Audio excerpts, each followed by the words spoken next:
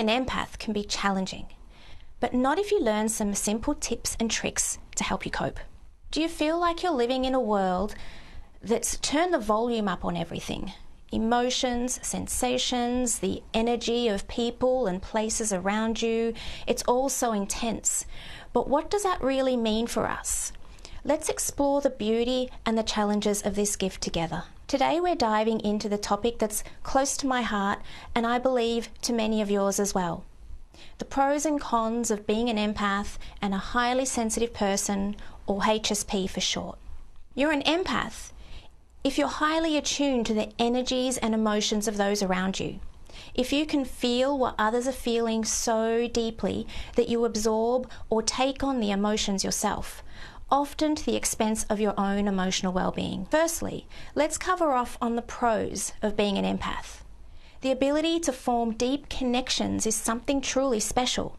Imagine being the person everyone feels understood by, the one who can really get what someone's going through without them having to say much. That's us. Our intuition is like a superpower. We pick up on things others might miss, making us invaluable friends, partners, and colleagues.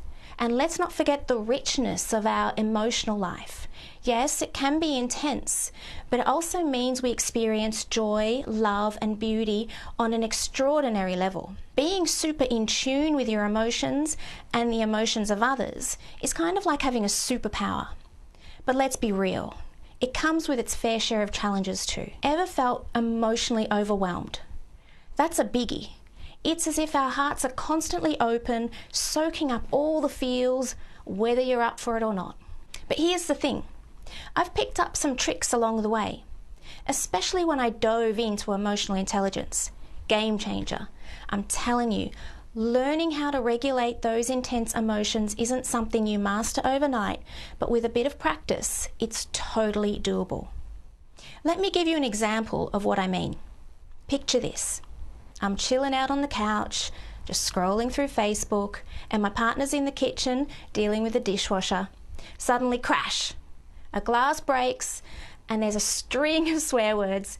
Instantly, I'm hit with a wave of intense feelings. But then I pause, I realise those intense feelings are not mine, they're his. That moment of recognition helps me shake off those emotions, calm down, and then head into the kitchen all zen-like to help clean up. And you know what? That calm vibe of mine helps simmer down his frustrations too. Oh, and boundaries. That's a whole other ball game. Saying no can be super tough when it's in your nature to help, and you get a deep sense of fulfillment and satisfaction from helping others. However, the problem occurs when you start to be taken advantage of, used and abused, and you stop feeling good about helping someone, and instead you start to feel resentful. That's a red flag for you to stop and pay attention to what's really going on in the relationship. If someone's miffed because you set a boundary, that's on them, not you. True friends, they get it. They respect your limits. If someone in your life isn't respecting your boundaries, then it's important to question their intentions and decide if it's a healthy relationship for you. What do you need to do to protect yourself from toxic people that make you feel bad? Since we're on the topic of being ultra-sensitive, it's worth mentioning that it makes us a bit more prone to getting overwhelmed by, well, a lot of things. That's because of the way we process things. Our sensory processing sensitivity, SPS, which is what makes us a highly sensitive person. What flips the overwhelm switch is different for everyone. For some, it's the harshness of a busy street or the glare of office lights. Others might find crowded spaces or emotionally charged arguments to be too much. Then there's the digital overload, changes that throw off us balance, physical discomforts like the itchy sweater Aunt Edna knitted, or even strong smells. I'm highly sensitive and get irritated by loud noises. And when I'm working and trying to focus, I prefer complete silence. So you can imagine how stressful working in an open plan office was for me. And strong smells like perfumes, air fresheners and cleaning products are really unpleasant for me. There was a lady who worked in my office, same floor but different department, and she always wore a vanilla perfume, and every time she walked past, it would trigger or worsen my headaches. I'm curious, what are you particularly sensitive to? Leave a comment below and let me know. Do you often feel misunderstood?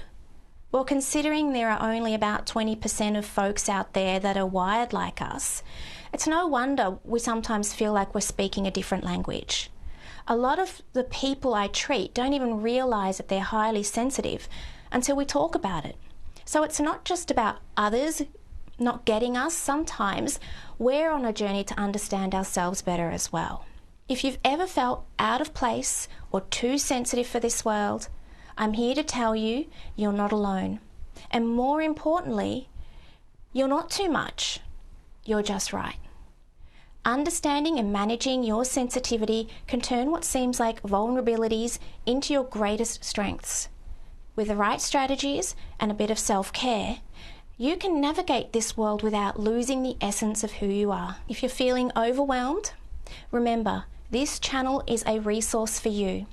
Together, we'll explore ways to protect your energy, set healthy boundaries, and embrace your sensitivity as the gift it truly is. Thank you for joining me today. If you found this video helpful, please give it a thumbs up and subscribe for more insights into living a balanced and fulfilling life as an empath and HSP. Remember, your sensitivity is not just a gift to you, but to the world. I'll see you in the next one.